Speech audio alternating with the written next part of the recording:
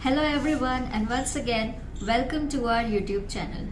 आज इस वीडियो में हम लोग बात करेंगे एलोवेरा प्लांट के बारे में। एलोवेरा प्लांट एक सक्यूलेंट प्लांट है, बहुत ही अट्रैक्टिव स्पीशीज है प्लांट्स की। तुलसी प्लांट के बाद अगर कोई प्लांट सबसे ज्यादा घरों में उगाया जाता है तो वो है एलोवेरा। आज इस वीडियो में हम लोग एलोवेरा प्लांट के बारे में काफी सारी चीजें आपके साथ शेयर करेंगे, तो वीडियो थोड़ी लेंदी होने वाली है।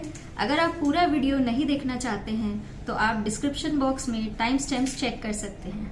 तो चलिए बिना किसी देरी के वीडियो शुरू करते हैं। एलोवेरा प्लांट अपनी मेडिसिनल प्रॉपर्टीज के लिए जाना जाता है। इसके अंदर हीलिंग और सूदिंग प्रॉपर्टीज होने के कारण इसका इस्तेमाल कई सारे कॉस्मेटिक्स और ब्यूटी प्रोडक्ट्स में भी किया जाता है। ये फूड इंडस्ट्री में भी काफ़ी ज़्यादा पॉपुलर है। इसका इस्तेमाल एज अ फ्लेवरिंग कंपोनेंट और प्रिजर्वेटिव के तौर पर भी किया जाता है। एलोवेरा प्लांट की 500 से भी ज़्यादा स्पीशीज़ प्रेजेंट है, जिनमें से हम लोग कुछ का इस्तेमाल एज एन ऑर्नामेंटल प्लांट करते हैं। वीडियो में ये छोटा सा प्लांट ऑर्नामेंटल एलोवेरा का एग्जाम्पल है। ये एक हाइब्रिड एलोवेरा है, इसका नाम एलोपेपी है। सभी एलोवेरा स्पीशीज़ में से इंसानों के इस्तेमाल के लिए सेफ सिर्फ 2 ही स्पीशीज़ है। एक है एलोवेरा बार्बाडेंसिस मिलर, जो कि आप वीडियो में अभी देख रहे हैं। दूसरी है एलोवेरा चिनेसिस। ये दोनों स्पीशीज़ ही आपको नर्सरी में देखने मिल जाएंगी। बहुत ही कम लोगों को इसकी जानकारी है कि एलोवेरा बार्बाडेंसिस ही एकमात्र एडिबल यानी खाने योग्य स्पीशीज़ है। वहीं एलोवेरा चिनेंसिस का इस्तेमाल धूप से जली हुई त्वचा के उपचार में और त्वचा से जुड़ी हुई एलर्जीज के उपचार के लिए किया जाता है। इसमें कई हानिकारक तत्व होते हैं, जिस कारण से इसका इस्तेमाल खाने में नहीं किया जाता है। अब हम बात करते हैं कि खाने योग्य एलोवेरा की पहचान हम कैसे कर सकते हैं। तो मैं आपके साथ कुछ आसान से तरीके शेयर कर रही हूँ, जिनसे आप पहचान सकते हैं कि आपके पास जो एलोवेरा है वो खाने योग्य है या नहीं। एलोवेरा बार्बाडेंसिस का पौधा जब छोटा होता है, उसकी पत्तियों पर कुछ इस तरह के सफ़ेद धब्बे देखने मिलते हैं। जैसे जैसे पौधा बढ़ता है, समय के साथ साथ ये धब्बे ख़त्म होते जाते हैं। इसीलिए आपको कभी भी एलोवेरा बार्बाडेंसिस के मैच्योर पौधे पर सफ़ेद धब्बे देखने नहीं मिलते हैं। अगर आपको एलोवेरा के मैच्योर पौधे पर कुछ इस तरह के सफ़ेद धब्बे देखने मिलते हैं, इसका मतलब ये पौधा एलोवेरा चिनेंसिस है। ये एक नॉन एडिबल यानी खाने योग्य एलोवेरा नहीं है। आप एलोवेरा के कलर को देखकर भी पता कर सकते हैं कि ये एलोवेरा बार्बाडेंसिस है या फिर एलोवेरा चिनेंसिस। एलोवेरा बार्बाडेंसिस खाने योग्य एलोवेरा है। जैसा कि अभी आप वीडियो में देख रहे हैं, इसका कलर ग्रेइश ग्रीन या सिल्वरी ग्रीन होता है। और एलोवेरा चिनेंसिस जो कि खाने योग्य एलोवेरा नहीं है, उसका कलर ब्लूइश ग्रीन होता है। एलोवेरा बार्बाडेंसिस और एलोवेरा चिनेंसिस इन दोनों की पत्तियों में भी काफ़ी ज़्यादा अंतर होता है। एलोवेरा बार्बाडेंसिस की पत्तियाँ ज़्यादा मोटी और चौड़ी होती है एलोवेरा चिनेंसिस की तुलना में। एलोवेरा बार्बाडेंसिस में पीले रंग के फूल खिलते हैं और वही एलोवेरा चिनेंसिस में नारंगी रंग के फूल खिलते हैं। एलोवेरा बार्बाडेंसिस और एलोवेरा चिनेंसिस दोनों रोजेट आकार के होते हैं, पर इनकी पत्तियों की मोटाई के कारण इनमें अंतर दिखता है। एलोवेरा बार्बाडेंसिस की पत्तियां मोटी होती है, इसलिए पौधा काफ़ी ज़्यादा भरा हुआ दिखता है। और एलोवेरा चिनेंसिस की पत्तियां दूर दूर फैली हुई दिखती हैं। ये है खाने योग्य एलोवेरा की 5 विशेषताएं जो अभी हमने देखी। मैच्योर पौधे पर सफ़ेद धब्बे नहीं होते हैं। पत्तियों का रंग ग्रेइश ग्रीन या सिल्वरी ग्रीन होता है। पत्तियां ज़्यादा मोटी और चौड़ी होती है। इसके फूल का रंग पीला होता है। रोजेट आकार साफ तौर पर दिखता है। एलोवेरा के पौधे के लिए मिट्टी कैसी होनी चाहिए, इसमें पानी कितना और कब देना चाहिए, कितना समय इसे धूप चाहिए और खाद किस तरह की होनी चाहिए, इसके प्रोपोगेशन के क्या क्या तरीके हैं, इन सभी चीज़ों के बारे में हम आगे बात करेंगे। एलोवेरा के पौधे के लिए सबसे अच्छी रेतीली मिट्टी होती है, जिसे हम सैंडी सॉइल कहते हैं। इसमें पानी ज़्यादा देर ठहरता नहीं है, इसलिए पौधे की जड़ गलने की संभावना भी बहुत कम हो जाती है। अब हम देखते हैं कि एलोवेरा के गमले के लिए मिट्टी कैसे तैयार करनी है।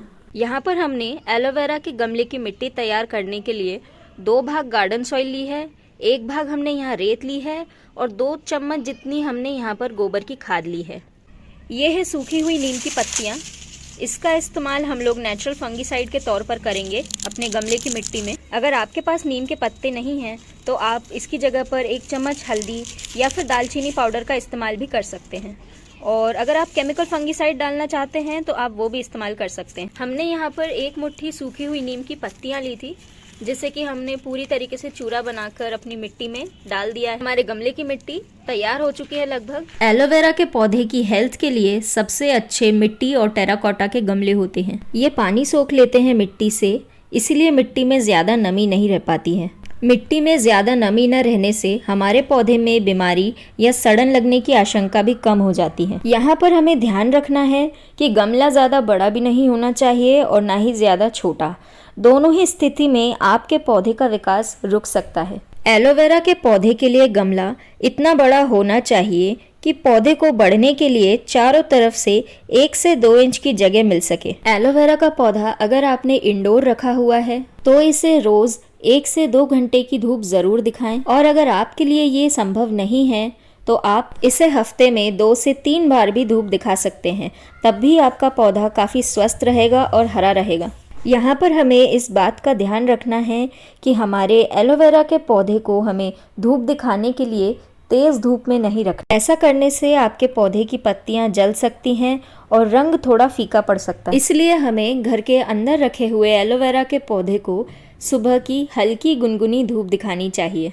एलोवेरा के पौधे में मौसम के हिसाब से पानी की ज़रूरतें भी बदलती हैं। ठंड के मौसम में एलोवेरा के पौधे में 15 दिन में 1 बार पानी देना चाहिए। पौधे में पानी देने से पहले हमें उंगली से मिट्टी की नमी जांचनी चाहिए। गमले की मिट्टी जब तक पूरी तरीके से सूख नहीं जाती है तब तक हमें दोबारा पानी नहीं देना चाहिए। एलोवेरा की मिट्टी का पीएच न्यूट्रल होना चाहिए। मिट्टी का पीएच ज़्यादा एसिडिक होने पर एलोवेरा के पौधे की पत्तियां खराब होने की संभावना बढ़ जाती है। खाद का इस्तेमाल बार बार करने पर मिट्टी की एसिडिटी बढ़ सकती है। इसीलिए हमें एलोवेरा के पौधे में खाद का इस्तेमाल साल में 1 या 2 बार ही करना चाहिए। ऑर्गेनिक लिक्विड खाद का प्रयोग हमें अच्छे परिणाम देता है। आप प्याज के छिलकों से लिक्विड खाद घर पर ही आसानी से तैयार कर सकते हैं, कुछ इस तरह से। यहाँ पर हमने एक साफ बर्तन में प्याज के छिलकों को रात भर पानी में गलने के लिए छोड़ दिया था।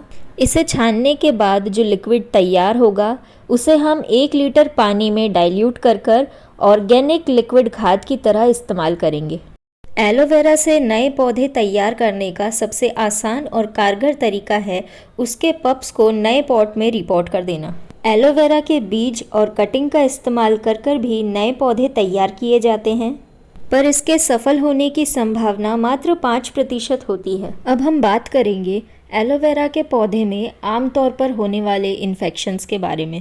Alternaria leaf spot. इस इन्फेक्शन के कारण एलोवेरा की पत्तियों पर छोटे गोल आकार के धब्बे बनने लगते हैं। इनका रंग गहरा भूरा होता है और ये पत्तियों पर धसे हुए लगते हैं। Root rot. इस इन्फेक्शन में एलोवेरा के पौधे की जड़ में सड़न लगनी शुरू हो जाती है। इसका कारण होता है पौधे में ज़्यादा पानी दे देना। इन्फेक्शन से प्रभावित हिस्से का रंग काला या फिर भूरा हो जाता है। एलोवेरा के पौधे की स्वस्थ जड़ों का रंग सफ़ेद या हल्का पीला होता है। जड़ों को छूने पर ये आसानी से टूटने लगती हैं। साथ ही पौधे से सड़ने की बदबू भी आती है। कभी कभार इस इन्फेक्शन के कारण एलोवेरा के पौधे का तना मिट्टी से बाहर निकला हुआ दिखता है। कुछ इस तरह से हम एलोवेरा के पौधे में होने वाले इन्फेक्शंस की पहचान कर सकते हैं। एलोवेरा के पौधे को इन्फेक्शन से बचाए रखने के लिए हम इन तरीकों को अपना सकते हैं। एलोवेरा के पौधे में ज़्यादा समय तक ठंडक और नमी बने रहने पर कई तरह के बैक्टीरियल और फंगल इन्फेक्शन होने की संभावना बनी रहती है। इसलिए हमें पानी तभी देना चाहिए जब पौधे की मिट्टी पूरी तरीके से सूख चुकी हो। एलोवेरा के पौधे में सुबह के समय पानी देना सबसे अच्छा होता है, क्योंकि दिन के समय तापमान बढ़ता है और मिट्टी में मौजूद अतिरिक्त पानी भाप बनकर उड़ जाता है। मिट्टी अच्छी तरह से सूख जाती है और पौधा स्वस्थ रहता है। एलोवेरा के पौधे में पानी हमेशा पौधे से दूरी बनाते हुए देना चाहिए। हमें पौधे के ऊपर पानी नहीं देना चाहिए। पौधे के ऊपर पानी देने से कई तरह के कीड़े और फंगस आकर्षित हो सकते हैं। एलोवेरा के पौधे को स्वस्थ रखने के लिए रोज धूप दिखानी चाहिए। ठंड और बारिश के दिनों में कृत्रिम रोशनी का इस्तेमाल भी किया जा सकता है, जैसे कि बल्ब, टेबल लैंप इत्यादि। एलोवेरा के पौधे को हमेशा किसी हवादार जगह पर रखना चाहिए। एलोवेरा के पौधे में इन्फेक्शन होने पर फंगीसाइड स्प्रे का इस्तेमाल करें। अगर आपके पौधे में इन्फेक्शन बढ़ चुका है तो अपने पौधे को बचाने के लिए आप संक्रमित हिस्से को काट कर उसे अलग कर सकते हैं। एलोवेरा के पौधे को रिपोर्ट करने से पहले उसकी मिट्टी को 3 से 4 दिन के लिए धूप ज़रूर दिखाएं। ऐसा करने से आपकी मिट्टी में मौजूद इन्फेक्शन खत्म हो जाएगा। एलोवेरा के पौधे में ज़्यादा पानी देने के बाद हम अपने पौधे को इन्फेक्शन से बचाने के लिए 2 उपाय कर सकते हैं। पहला उपाय ये है कि हम अपने पौधे को नए पॉट में रिपोर्ट करें। दूसरा उपाय ये है कि हम अपने पौधे को धूप में रख सकते हैं। जब तक उसकी मिट्टी पूरी तरीके से सूख नहीं जाती है तब तक हम उसमें दोबारा पानी ना दें। आपको ये वीडियो अच्छा लगा हो तो इसे लाइक करें, शेयर करें, चैनल को सब्सक्राइब करना ना भूलें।